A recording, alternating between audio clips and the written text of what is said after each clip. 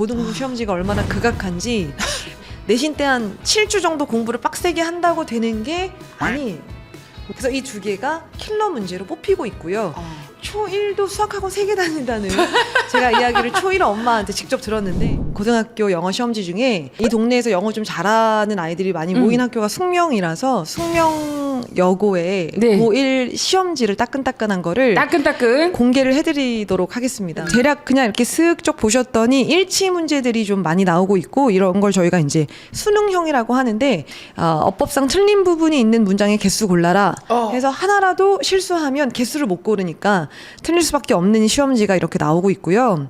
이 밑에 유형은 조금 더 심한 건데, 이제 A에 2개씩 예문을 주고 어법상 옳은 것끼리 짝지어진 거를 모두 골라라, 개수를 고르는 거니까 한 문장에서라도 만약에 틀린 곳을 찾지 못하시면 밑에 번호를 틀릴 수밖에 없게 돼 있으니까 상당히 실수하면 그냥 죽는 시험지예요. 이게 이제 5페이지인데요. 1, 2, 3, 4, 5번의 선지가 다 영어로 되어 있는 게 저희가 집중할 만한 포인트죠. 선지가 다 영어로 되어 있다는 거는 이제 암기해서는 문제가 안 풀린다는 의미이기 때문에 머리 아플 정도로 다닥다닥 붙어 있고 한 지문에 3줄씩 되어 있으니까 이제 이런 선지로 영어로 되어 있는 걸 읽고선 문제를 해결해야 하는 그런 문제들이 나오기 시작합니다. 단답형 3번의 요약이라고 한 게 이제 집중하셔야 하는 포인트인데, 네.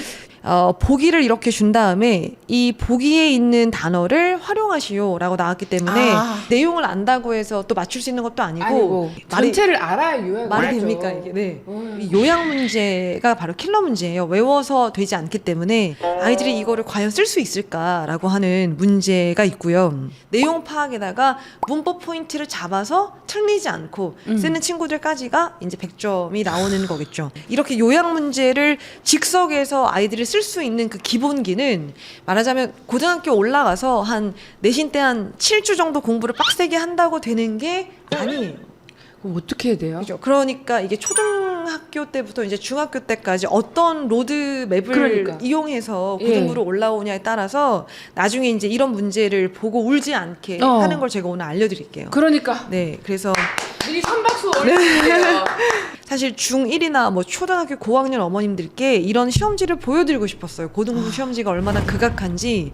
그래야 이거를 보시고 내가 약간 그 유혹이 있잖아요. 내가 수학 경시를 하면 영어 국어 할 시간이 없으니까 네. 잠깐 한 2년 또는 1년을 쉴까. 1년 쉬면 2년 쉬게 되고 2년 쉬면 3년 쉬게 되는 거거든요. 쉬면 이 문제 못 풉니다. 그래서 제가 일부러 그 방송에 나온 어떤 계기 중에 하나가 이런 시험지를 꼭 보여드리고 싶었어요. 고등부 내신 트렌드를 조금 보여드릴게요. 트렌드를 볼까요? 네, 이게 독해부교재가 하나씩 들어가는데, 고등부 부교재는 난이도가 일단 많이 점프를 하니까 독해가 익숙하지 않거나 독해하는데 어려움이 있거나 그러면 좀 힘들죠. 왜냐면 평균 한 40개에서 50개 지문이 추가가 되는데요.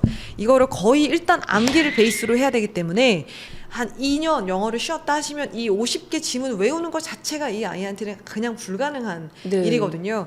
기본기 단어 일단. 네. 단어는 무조건 필수고요. 그죠? 네, 필수죠. 그다음에 이제 트렌드 두 번째 거는 어휘가 그대로 나오지 않는다. 방금 시험지에서 보시면 알다시피 일치 문제가 굉장히 많이 나오는데, 일치 문제의 그 선지들을 다 영어로 내기 때문에 그 선지에 나와 있는 영단어 모르면은 그냥 아무리 외워도 소용이 없잖아요. 네. 그래서 영어를 외우실 때 어휘는 반드시 때려 넣어야 됩니다. 때려 넣어. 네. 세 번째, 이제 까다로운 서술형 문제가 고등부 내신 트렌드의 가장 꽃이자 핵심 포인트인데, 서술형 문제가 예를 들어 학교별로 한 평균 7개 정도 나와요. 한 2-3개 문제가 딱 암기로는 해결이 안 됩니다. 안 되게. 그 유형이 바로 첫 번째가 아까 보여드린 요약 문제죠. 아. 두 번째는 분명히 내가 외운 곳을 학교에서 뚫어놨는데 그대로 쓰려고 했더니 주어진 보기가 다른 거예요. 즉 이거는 변형해서 내는 거잖아요. 근데 그 변형에는 무조건 문법 포인트가 있습니다. 문법 포인트를 잡지 못하면 아무리 내용을 빠삭하게 알아도 틀릴 수밖에 없는, 그래서 이 두 개가 킬러 문제로 뽑히고 있고요. 그리고 이제 교과서가 본문 그대로 안 나온다는 점은 이제 변형이 나온다는 점인데, 지문 위에서 한 5줄까지 쫙 읽고 내가 외운 거네 하고 바로 선지로 가서 막 문제를 풀었는데 끄트머리 쪽에 학교에서 몰래 넣어놓은 거죠.